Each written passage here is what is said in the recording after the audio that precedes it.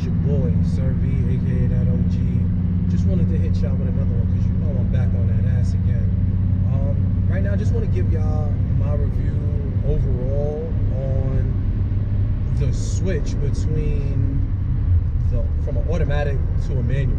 And let me be the first to tell you, like I said in my comments, this shit is like night and day. I mean, the engagement, the interaction, the focus, the connection you really feel with the car, I miss it so much, and it definitely brings back that driver engagement that you get more with a manual than you do get with an automatic. I mean, I love the car. Like, this car and a manual is so much fucking fun.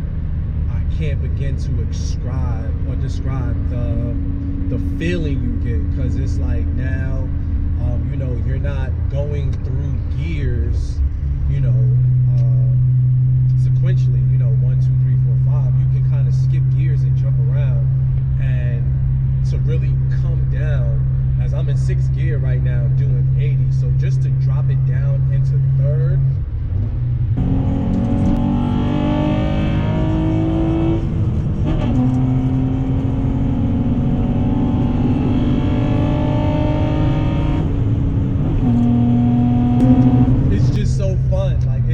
that you don't get with an automatic.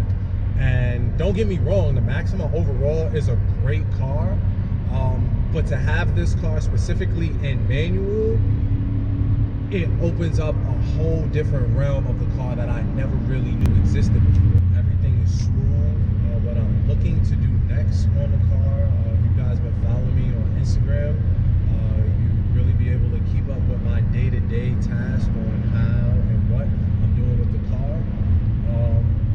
But as of right now, I just finished dropping the exhaust. You guys probably just saw the video for that. If I would have known like how much fun it is in a manual, oh man, like, I would have definitely been on the hunt way sooner. But as you guys do know, I've been on the hunt for a manual for a while and just never really had the opportunity present itself.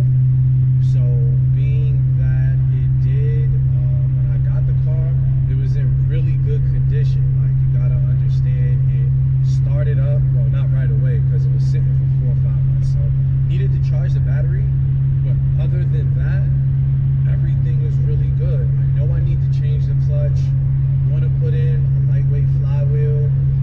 It's just a lot of things to get done on the car. Y'all know it need that abused VQ touch. Yeah, team, that's my review.